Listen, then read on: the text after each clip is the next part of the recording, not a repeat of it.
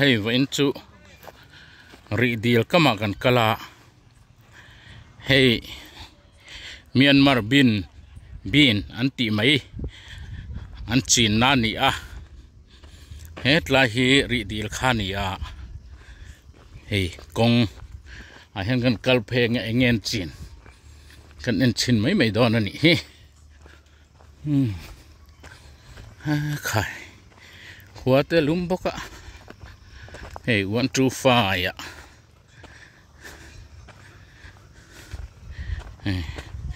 an tramalo heng hi mi triau anan tiang chi chu an tiao ta in ri dil kama ai zol mi khu kan thon deuh ber ani ri dil kama hey triau an tian hey triau an ti khania an tel ngal thapa hey a zo chak hle me motor hian a bai hi chakama bai ka hi 125 khania quintal khat chuang chu ni dei lo mo le ai hi quintal hai tel za ni nia mo ai tel za thum tel za thum a leng a zo India bai kwan chu lo bang du no mi an tama du mai thei ro khoya nge tu nei la da hey trio an kan ti khania mo pui takani ara la kan lo ria kan lo ti ve na samaya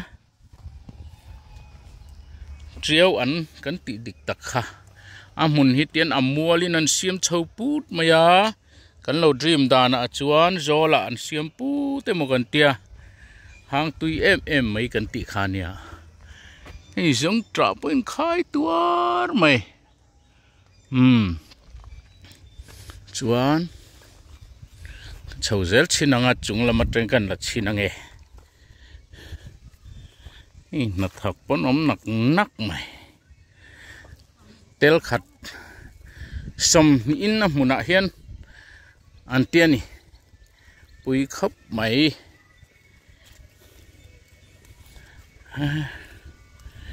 zong tra pora na sa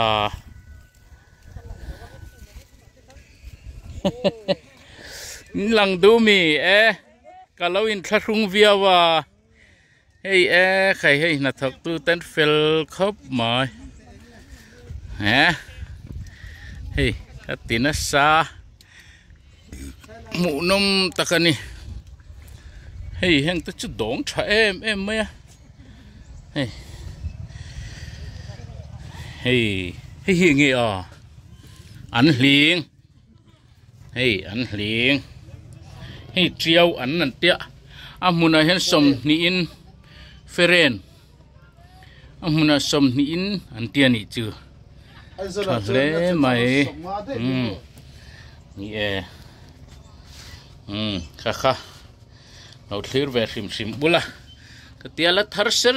hle mai anau nep maya thu thiam de chuan la pon phua hial mai omi a khate hey khai hey kan lei sak don ni hi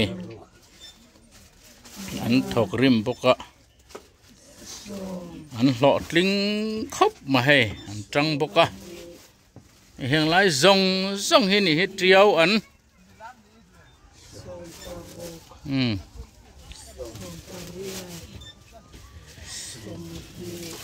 hey kan nunia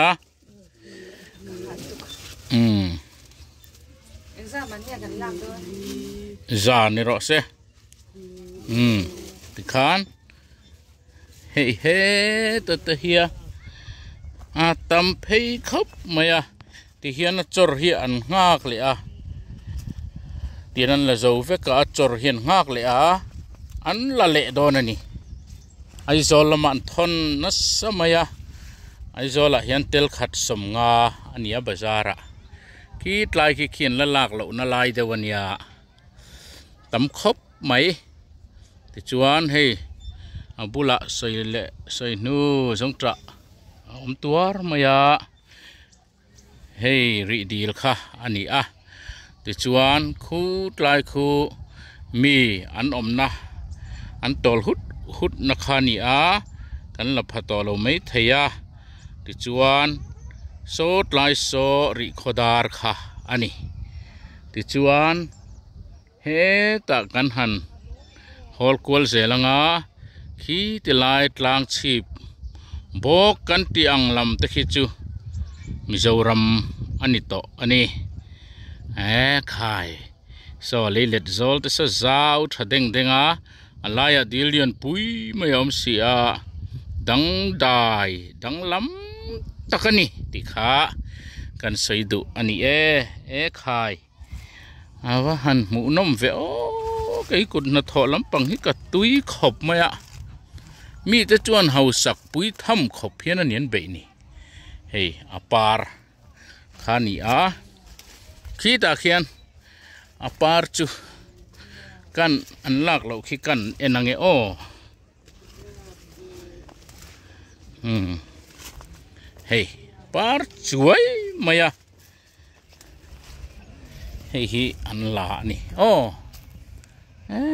khai moi tak ani moi tak ta ezila hian mo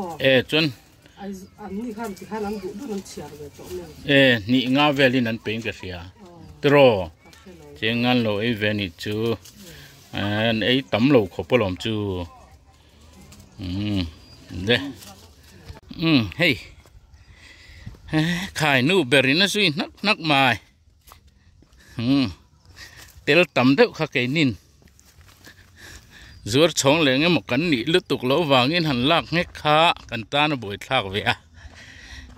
ka ot lutuk in tel za kan ti a kho khat fa nei chenin ti hian kan han ti riap mai ni kha khani phot se thlir tu te in zawa in mang tha le vek ule